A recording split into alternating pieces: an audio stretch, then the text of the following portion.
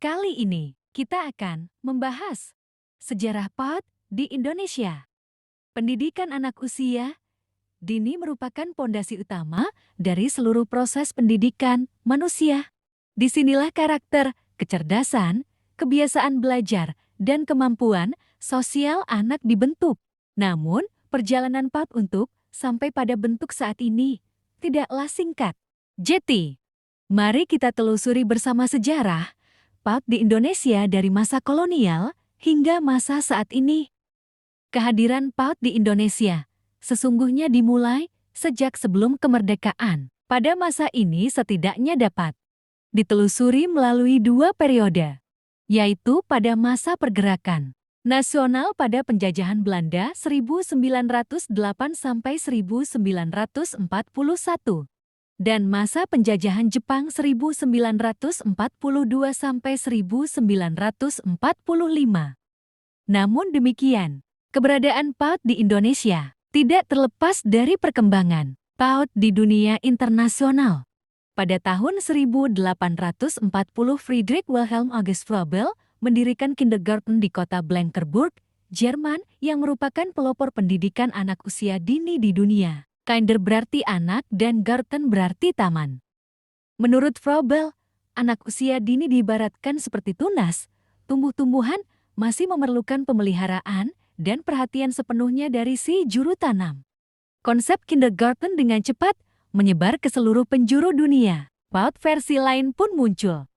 Pada tahun 1907, di pemukiman kumuh San Lorenzo, Italia, Maria Montessori, seorang yang berlatar belakang dokter, mendirikan Casa dei Bambini yang ditujukan bagi perawatan anak-anak dari keluarga miskin dan kaum buruh. Pada awal abad ke-20, Belanda memperkenalkan lembaga pendidikan anak usia dini di Indonesia. Lembaga ini disebut Froebel School, yang merupakan bentuk awal taman kanak-kanak. Namun, pada masa itu lembaga tersebut hanya bisa diakses oleh bangsawan. Artinya, akses PAUD sangat terbatas dan belum menyentuh masyarakat Indonesia secara luas. Seiring dengan kebangkitan nasional yang diawali berdirinya pergerakan pemuda Budi Utomo, kesadaran akan pentingnya pendidikan bagi kaum bumi putra semakin dirasakan. Pada tahun 1919, Persatuan Wanita Asia mendirikan Bustanul Atfal yang pertama di Yogyakarta.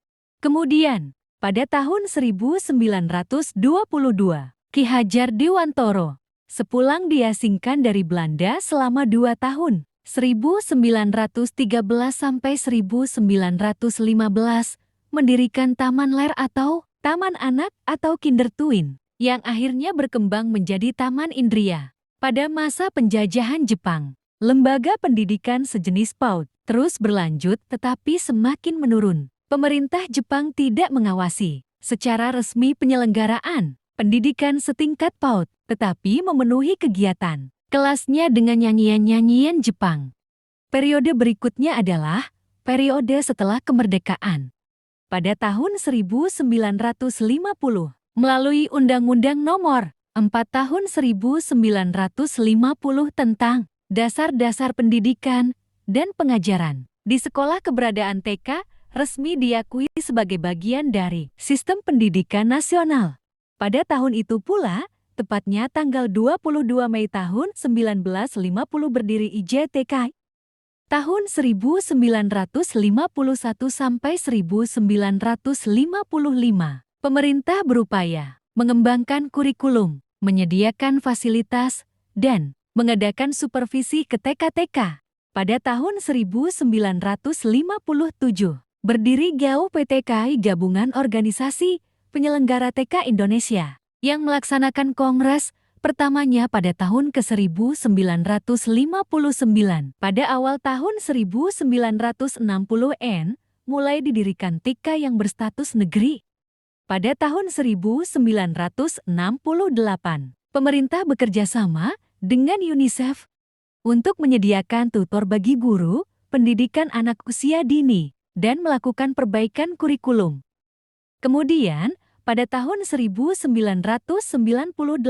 sampai 2004, program pengembangan anak usia dini dirintis dengan dukungan Bank Dunia di beberapa provinsi, yaitu Jawa Barat, Banten, Bali, dan Sulawesi. Lalu pada tahun 2001, Direktorat Pendidikan Anak Usia Dini, PADU dibentuk untuk membina satuan PAUD non-formal.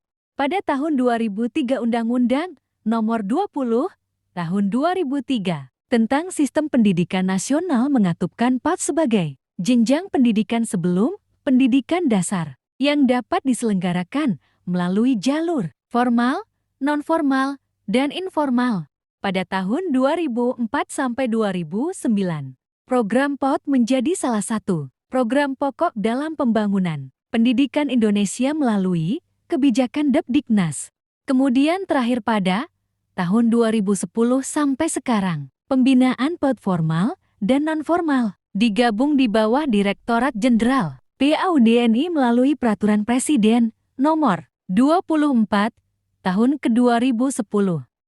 Pada perjalanan sejarah pembinaan PAUD di Indonesia, akhirnya terjadi kristalisasi bentuk-bentuk satuan PAUD dengan berbagai karakteristiknya yang meliputi TK termasuk Taman Kanak-Kanak, Bustanul Atfal, RA, KB, TPA, satuan PAUD sejenis, serta PAUD berbasis keluarga dan atau lingkungan.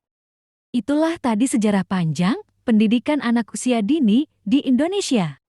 PAUD tidak hanya menjadi tempat persiapan masuk sekolah dasar, tetapi menjadi ruang untuk menumbuhkan karakter, kemandirian, kreativitas, dan perkembangan sosial emosional. PAUD adalah pondasi yang menentukan kualitas generasi masa depan.